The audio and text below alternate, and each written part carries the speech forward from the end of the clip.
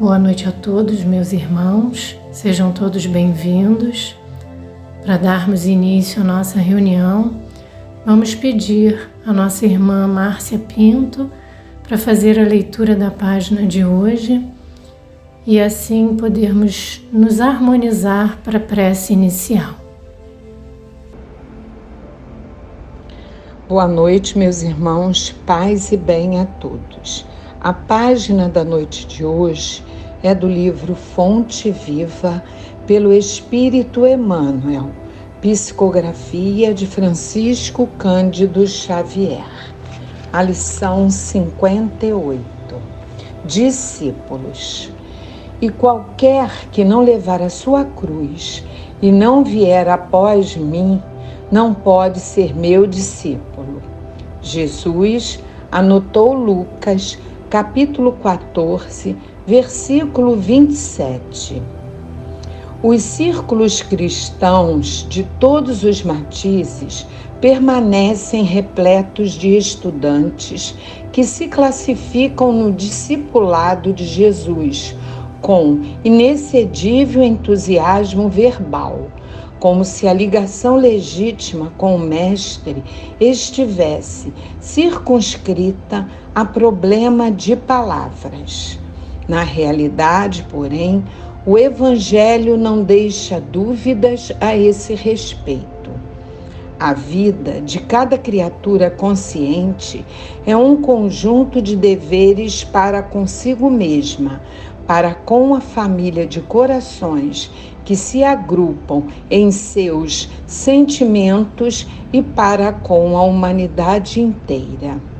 E não é tão fácil desempenhar todas essas obrigações com a aprovação plena das diretrizes evangélicas.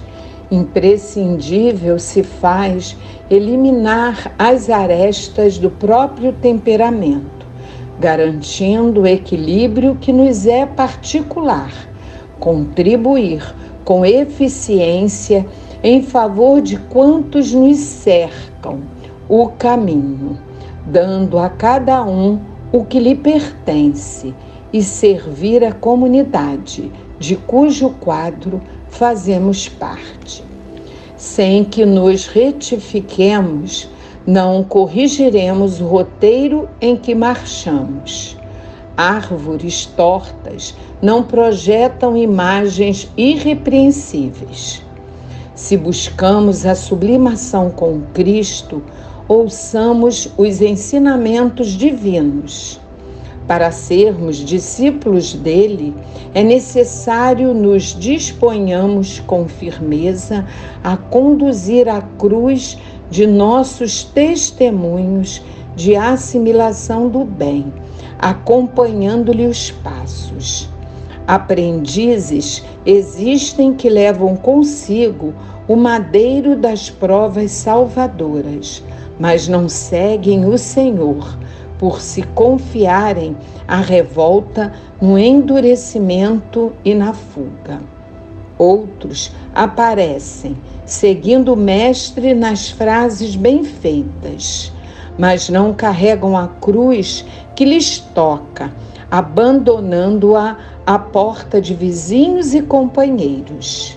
Dever e renovação, serviço e aprimoramento, ação e progresso, responsabilidade e crescimento espiritual, aceitação dos impositivos do bem e obediência aos padrões do Senhor.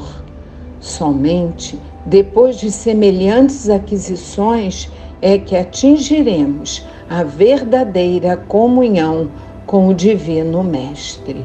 Muita paz. Amado Mestre Jesus, amado Pai, aqui nos encontramos mais uma vez reunidos em Teu nome, Senhor, agradecidos por mais esta bendita oportunidade, agradecidos por mais este dia de vida e por podermos, Senhor, estar em contato com esta doutrina bendita que tanto nos esclarece e direciona o caminho do bem para seguirmos firmes e fortes na nossa caminhada evolutiva. Agradecemos, Senhor, todo o amparo que recebemos por parte da espiritualidade amiga, mas rogamos-te amparo a todos aqueles mais necessitados do que nós, onde quer que se encontrem, pelas ruas, nos hospitais, em asilos, orfanatos, enfim, onde houver dor e sofrimento, que a tua presença se faça, envolvendo a cada um desses irmãos, fortalecendo-os na sua fé, para que perseverem e não percam a sua esperança. Te agradecemos, Senhor, pela oportunidade de estarmos aqui reunidos e rogamos pela nossa irmã Jussara, que nos trará o estudo da noite de hoje, que ela seja amparada e envolvida pela espiritualidade amiga, trazendo-nos as palavras necessárias a cada um de nós, e que cada um seja atendido de acordo com as suas necessidades. E assim, Senhor, contando sempre com o teu amparo, possamos dar por iniciada a nossa reunião da noite de hoje. Que assim seja. O tema que iremos estudar na noite de hoje é A Caminho do Reino. Tem como referência o Evangelho segundo o Espiritismo, capítulo 18, itens 6 a 9.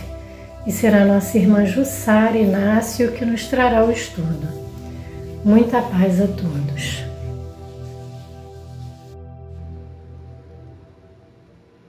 Saudações a quem neste momento participa desta reunião de tratamento espiritual, seja prestando o auxílio de radiação, seja quem precisa receber o auxílio ou simplesmente quem deseja refletir sobre uma mensagem do Evangelho. E a mensagem de hoje tem o título A Caminho do Reino. E como já foi dito na abertura, tem como referência o capítulo 18 do Evangelho segundo o Espiritismo, itens 6 a 9, que tem o título seguinte: Nem todos os que dizem Senhor, Senhor, entrarão no reino dos céus. Então, primeiro vamos pensar no tema, no título dessa reunião, desse estudo de hoje. A Caminho do Reino. Não é o caminho do reino, é a caminho. Então, já diz que estamos, ou já iniciamos uma jornada, ou nos propomos a seguir uma jornada e já temos uma rota. Por isso, o Senhor, Senhor, de alguma forma, é alguém que já está buscando, que já se inseriu no universo do caminho do reino dos céus. Porém, há caminho. Será que estamos no caminho mesmo? No roteiro melhor para chegar até lá? Nós sabemos que caminho é esse? Qual é a rota melhor? Qual o roteiro melhor? Mas antes da gente começar a pensar lá no que está no Evangelho segundo o Espiritismo, a gente primeiro precisa pensar o que é reino e o que é reino dos céus. Reino, uma palavra que nos reporta a governo, a um governo que legisla, administra, sustenta, provê, ou uma comunidade ou uma nação. E se é dos céus, é um governo, um direcionamento, uma administração dos céus, é divina. Então vai além do que é material, vai ao que é espiritual. E se é o que é espiritual, é o que somos em essência. Todos nós indistintamente. Então serve para todos nós. É o roteiro para todos nós. E essa fala, é uma fala de Jesus, está presente num sermão muito conhecido, o seu primeiro discurso, que é o sermão das bem-aventuranças, que além das bem-aventuranças apresenta outros ensinamentos, outras ideias. Muitos dizem que é a plataforma, já que é a primeira e é longa, é que ele apresenta toda a sua proposta, o seu objetivo, os seus propósitos para todos nós, justamente para alcançar esse reino dos céus, para sermos governados por essa providência e previdência divina. Pois bem, lá no Evangelho segundo o Espiritismo, para quem não conhece ou que tem pouca familiaridade, geralmente tem um trecho, 2 ou mais, que Kardec extraiu ou de mais de um evangelho, ou do mesmo evangelho, mas de outras partes, que têm relação entre si, que tratam de um mesmo assunto, mesma ideia. E depois que ele apresenta esses trechos do evangelho, ele faz as considerações. E nesse tema de hoje tem 3 trechos. Ele apresenta 3 trechos que estão em Mateus no capítulo 7, no capítulo 5 e em Lucas também no capítulo 6. Mas todos eles estão ali dentro desse discurso de Jesus, dessa plataforma, essa apresentação do seu trabalho para todos nós. E dentre outros ensinamentos, ele vai chamar a atenção para esse fato, de que nem todos que dizem, ou que pensam estar a caminho do reino dos céus, ou compreendendo que reino é esse, nem todos vão de fato estar no caminho ou que vão entrar neste reino. Pois bem, vamos ver o primeiro trecho. O primeiro trecho começa com essa frase, que baliza o título, e que Jesus diz: nem todos que dizem Senhor, Senhor entrarão no reino dos céus, apenas entrará aquele que faz a vontade de meu Pai. E aí eu vou fazer o destaque: quem faz a vontade do Pai. Mas aí tem a resposta, né? E que causa estranheza para quem está ouvindo, aquela plateia, aquele grupo que se diz cristão, se diz seguidor da vontade divina e seguidor das palavras de Jesus. Aí eles dizem: mas Senhor, nós não profetizamos em teu nome, em nome de Deus, não expulsamos demônios, não fizemos milagres em nome de Deus. Não fizemos tudo isso, não estamos praticando inúmeras ações em benefício do próximo? E Jesus responde: afastai-vos de mim, vós que fazeis obra de iniquidade. E aí outro destaque: obras de iniquidade. Iniquidade diz respeito à falta de equidade. Então, quando se diz equidade, equilíbrio, se diz respeito à justiça. E a justiça vai além só de fazer o bem. Justiça é olhar com justeza o que é direito, o que é dever, o que compete a cada um fazer, o lugar de cada um, o dar a cada um que lhe é devido. Então, vai muito mais do que simplesmente proporcionar benefício ou bem-estar ou acalmar as dores. Claro, isso é importante, mas vai muito além disso. E aí vem o primeiro destaque: é fazer a vontade do Pai. Fazer a vontade significa que eu conheço essa vontade. Então, essa é uma pergunta que devemos nos fazer. Conhecemos os mecanismos, os procedimentos, enfim, a justiça divina que está acima daquela mera nossa compreensão do que é legal e ilegal, do que é justo e injusto?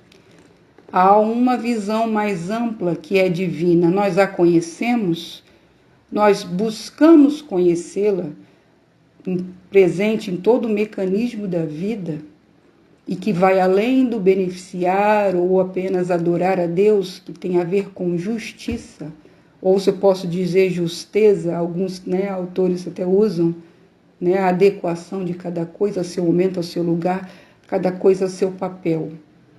Então, isso é importante se destacar.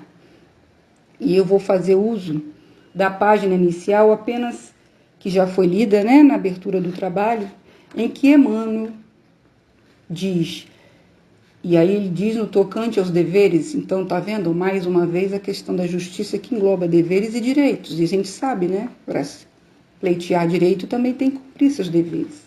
Mas, enfim, ele diz que a vida de cada criatura consciente, de novo a palavra consciente, eu tenho consciência da vontade divina, eu a conheço, é um conjunto de deveres para consigo mesmo, para com a família de corações que se agrupa em torno de seus sentimentos e para com a humanidade inteira.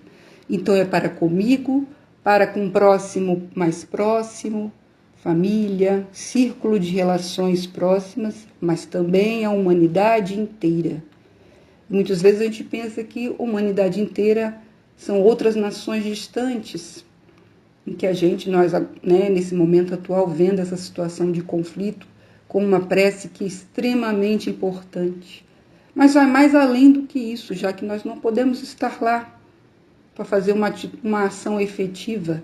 Mas será que é isso que ele está apontando? A humanidade inteira pode ser muitas vezes apenas o diferente e o que vai além do meu círculo mais próximo. O que talvez não está aqui no meu círculo de família, de amigos, meu círculo religioso, ou até da minha nacionalidade, ou da minha forma de viver. É o diferente, como eu encaro, com preconceito, sem preconceito. Eu dou o apoio devido, eu busco conhecer, eu busco entender e apoiar, ou pelo menos entender, contribuindo de alguma forma e não atrapalhando. Isso diz respeito a todas as esferas da experiência humana. Em qualquer pessoa que de alguma forma, ou na arte, na cultura, na ciência, na religião, na filosofia ou na política, se apresenta ou demonstra ideias e comportamentos que é importante a gente apoiar ou pelo menos não atrapalhar, seja em que ramo do conhecimento for, em que esfera de ação, o diferente, agindo sem preconceito e apoiando ideias positivas que constroem, que elaboram, que contribuem para o nosso avanço, seja de que ponte for, de que fonte for, sem o preconceito que muitas vezes nos fecha a nossa visão, o nosso ouvido, e muitas vezes a gente sem saber, a gente até fecha as portas ou atrapalha a propagação daquela ideia, simplesmente porque é diferente ou não é do meu círculo próximo. É algo muito importante a saber quando nós estamos aqui dizendo se queremos compreender a vontade divina e agir com a justiça divina. E está ligado também àquele grande mandamento, amar a Deus sobre todas as coisas e ao próximo como a si mesmo. Isso também é um olhar e tentar buscar entender cada vez mais a vontade divina, muito, muito além de simplesmente levar benefícios ao outro. Vai a compreender o dever que eu tenho a cumprir na sociedade, no grupo onde estou, onde quer que eu esteja, e reconhecer também o dever e contribuir que outros estejam fazendo em que esfera de ação da vida. Tem outra passagem importante que também nos faz pensar sobre a primeira ideia de que muitas vezes no que dizemos não traduz coerentemente com o que fazemos, ou de fato pode beneficiar, mas não é justo corretamente, ou está, vamos dizer assim, mascarado com uma atitude positiva, uma atitude benéfica, que no fundo traz muitos mais malefícios que benefícios, que nós mesmos nos enganamos e às vezes enganamos os outros. Então isso eu vou usar o apoio, uma página intitulada Santidade de Superfície, é de André Luiz e está no livro Opinião Espírita. Ele dá uns exemplos para fazer a gente repensar, e eu só vou citar e cada um reflita, não no sentido de recriminar alguém que veio à sua mente, não, é no sentido de olhar para você, em que momento você pode estar apresentando essa fala de busca do Senhor, mas as ações não são de fato de acordo com a vontade divina e a justiça que deve imperar. André Luiz então diz: a fé ardente é muito importante, não é? É o que buscamos, uma fé forte. Mas é com base nessa fé que muitas pessoas foram queimadas na fogueira, na Inquisição. A outra questão que ele aborda é a tolerância indiscriminada a tudo e a todos. Será que tolerância é isso mesmo? Ou em alguns momentos ela aparece como comodismo e omissão? E ele exemplifica quem? Pilatos, que não se deu o trabalho de examinar a grandeza de Jesus e lavou as mãos. Outro exemplo, ele diz: aqueles que, no arroubo do impulso do coração, fazem o bem e dizem: eu fiz o que mandou o coração. ou agiu por impulso de sentimentos. E ele dá o exemplo: criminosos já cometeram barbáries justamente por agir pelo impulso do sentimento. E por último ele diz sobre a inteligência a serviço do bem, o burilamento, o desenvolvimento da inteligência como um atributo nosso que deve ser mesmo desenvolvido e bem empregado. Só que a inteligência hipertrofiada ou atrofiada com o orgulho, pelo orgulho, que resulta nas guerras. E aí eu nem vou dizer mais nada, mas é para a gente pensar nesse alerta de André Luiz sobre o que se aparenta ser e o que no fundo está causando como resultado dessa aparente santidade. Por isso o título Santidade de Superfície. Essa reflexão sobre esse primeiro trecho.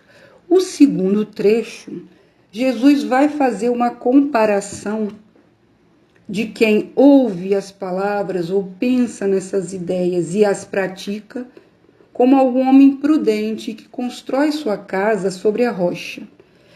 E quem ouve, mas não pratica, a um insensato que constrói sua casa sobre a areia. Então vem o vento, as chuvas, as intempéries e derrubam tudo. E grande é a ruína. E aí o que vem na cabeça, Qual é o destaque? Ouve e não pratica. Ou quer dizer, se ouve, de alguma forma aquilo faz algum sentido, aquilo atrai sua atenção, porém você não abraça, você não vive conforme aquela ideia que você vê lucidez fazendo sentido para você. A pergunta, então, que se faz é: em que base estão as suas ações? Em que base se fundamentam as suas ações? É pela base, pelas suas crenças, as suas ideologias, a sua forma de viver, é que vai dizer das suas decisões e suas atitudes. O que está na base, o que em base é assim como a casa, numa base sólida ou uma base de areia que se rui, que não tem solidez nem estabilidade, não oferece estabilidade, com que base, em que você fundamenta suas atitudes, suas escolhas. E aí tem um trecho no livro Caminho, Verdade e Vida, intitulado Embaixadores do Cristo, que Emmanuel chama a atenção de que cada homem de bem, eu não vou ler a página inteira, só alguns trechos para destacar, cada homem de bem é mensageiro do centro de realizações onde atende ao movimento da vida. Ele está chamando a atenção que todos nós, de alguma forma, estamos representando ou levando uma mensagem, de alguma forma, ou é no trabalho, ou nas formas como nós nos conduzimos no trabalho ou na família, nos meios em que vivemos, nós estamos transmitindo uma mensagem, invariavelmente todos nós. E ele diz mais, os valores da vida eterna, e aí volta de novo o cerne da questão do reino de Deus, a vontade divina. Os valores da vida eterna é o divino, é o essencial, é o espiritual. Não permaneceriam no mundo sem representantes. Todas as ideias, mesmo os pioneiros que as trouxeram, eles passam. Mas aquilo permanece, se perpetua por causa de representantes. Assim como a mensagem de Jesus perpetua-se, se mantém até hoje, porque de alguma forma alguém representa essas ideias. E aí Emmanuel diz, é com eles, cooperadores devotados e muitas vezes desconhecidos dos beneficiários do mundo, que se movimenta o Mestre cada dia. O Mestre está presente através dos seus representantes. Ele se apresenta através dos representantes, dos que representam seus ideais, a sua proposta, a sua plataforma de ligação com Deus, no caminho ao reino dos céus, na consolidação desse reino. E aí ele termina, consulta as próprias tendências, atos e pensamentos, repara a quem serves, a quem você está servindo. Pergunte a si mesma, e aí não é análise do que o outro está fazendo, por que ele está fazendo, é você. Pergunte a si mesmo, por que pensou de tal forma quando alguém disse aquilo, por que sentiu quando viu tal coisa. Pergunte a você. Não canse de fazer perguntas para tentar entender o móvel, o motivo que te faz sentir, atuar, pensar, entender as suas tendências, para assim trabalhar e identificar, e aí vem o se conhecer, identificar quais são suas bases, em que se baseiam as suas atitudes, a quem você serve.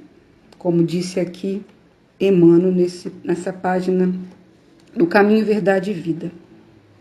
E aí vamos para o terceiro trecho, que também é bem pequeno, que ele vai chamar a atenção.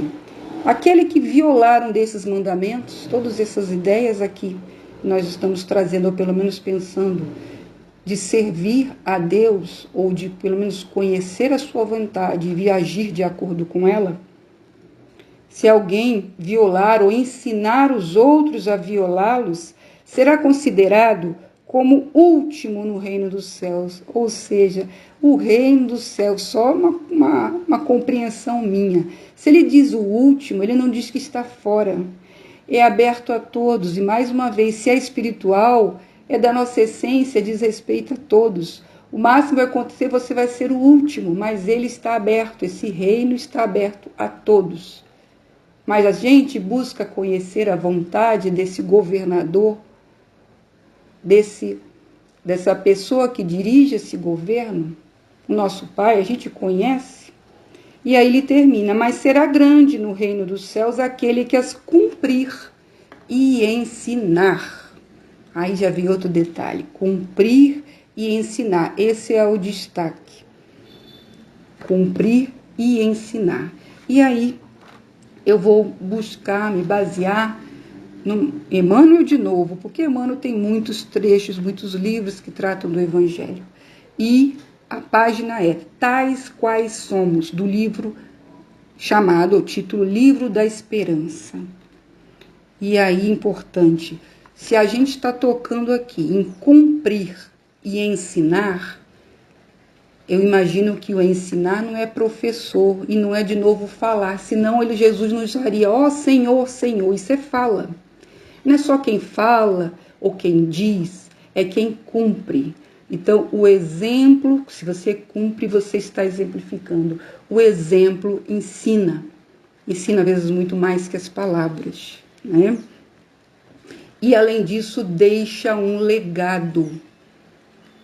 Volta de novo. E aí o legado é que é o representante do Cristo. Mas vamos à página do Emmanuel. Ele diz assim, várias desculpas que damos. Se eu contasse com mais saúde, se eu conseguisse um diploma distinto, se eu tivesse dinheiro, se eu possuísse mais cultura, se eu alcançasse companheiros melhores. E aí ele vem colocando, como se nós criássemos essas desculpas, olhando para o outro e pautando no outro, porque o outro tem todos esses recursos, mas não pensando que o outro está trabalhando com o recurso que tem. A verdade é essa, cada um trabalhando com o recurso que tem. Por isso, no final, ele diz, errados ou inibidos, deficientes ou ignorantes, rebeldes ou faltosos, é necessário aceitar a nós mesmos tais quais somos, sem acalentar ilusões a nosso respeito. Aí vem aquelas perguntas que a gente tem que estar sempre se fazendo, mas conscientes de que a nossa recuperação, melhoria e educação e utilidade no bem dos semelhantes, basta abrir o coração ao amor. Tá? Basta amar. Eu amo todo mundo, mas olha bem aqui o final, e aproveitar os recursos que nos enriquecem as mãos. Se nós olhamos para o outro que faz tanta coisa porque tem ou dinheiro, ou um diploma, ou cultura, ele está usando o que ele tem. E você?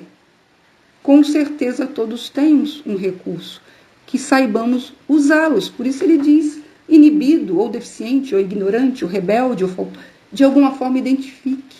Busque amar, ou seja, estar a serviço de alguém, e de si mesmo e de Deus, que esteja a serviço de alguém, pondo em mãos, utilizando os recursos que possui.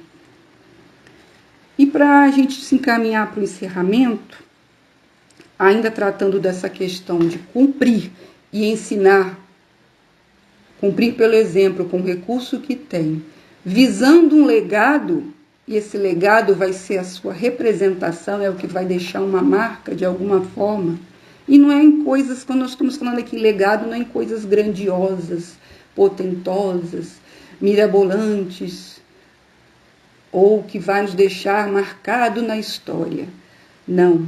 Eurípides Bazanufo, no livro Espírito da Verdade, numa mensagem chamada Em Plena Era Nova, ele vai dizer daqueles que ultrapassaram a barreira da morte, já estão na espiritualidade, encerraram a vida carnal e estão na espiritualidade. O que fica? O que deixa entre aqui os que conviveram com ele? Aí ele dá algumas ideias, dizendo, muitos não deixam nenhuma lembrança útil, nenhum exemplo edificante, uma lembrança, alguém lembrar de você, de alguma forma como alguém que foi útil, que deixou algum exemplo edificante, não é extremamente marcante, exuberante, que edifica, um comportamento que se distingue como algo edificante. Nenhuma ideia que vencesse a barreira da mediocridade. É um momento que a gente vive, tanta gente fala sem nada dizer. Deixa alguma ideia profunda? Não deixa nada. E nenhum gesto de amor que lhes granjeasse gratidão. Não é lembrado por nenhuma ideia, nenhuma lembrança útil, nenhum exemplo, nenhum gesto de amor que nos reporte a gratidão. É como sendo pessoas que usaram os empréstimos de Deus, aí de novo os recursos que tem, sejam quais forem. Você usou os empréstimos do Pai magnânimo exclusivamente para si mesmo, olvidando, esquecendo de estender aos companheiros de evolução. E aí eu encerro com a última frase dele para a gente pensar. É necessário viver, meus irmãos, e ser mais do que pó. Pó. Muita paz a todos. Fiquem todos com Deus. Nós agradecemos a nossa irmã Márcia Pinto pela leitura da página de hoje e a nossa irmã Jussara Inácio pelo estudo que nos trouxe nesta noite para as nossas reflexões. Possamos então fazer a nossa prece final. Jesus, Mestre querido, te agradecemos por esses momentos que aqui passamos juntos em teu nome, refletindo nos teus ensinamentos, para que possamos assim, Senhor, caminhar rumo ao teu reino de amor e de caridade. Abençoa os nossos propósitos e fica conosco, hoje e sempre. Que assim seja. Nós convidamos então os nossos irmãos a permanecermos em sintonia com o plano mais alto, vibrando por aqueles irmãos que estão necessitados, para que assim as nossas vibrações de amor possam alcançá-los. Muita paz a todos.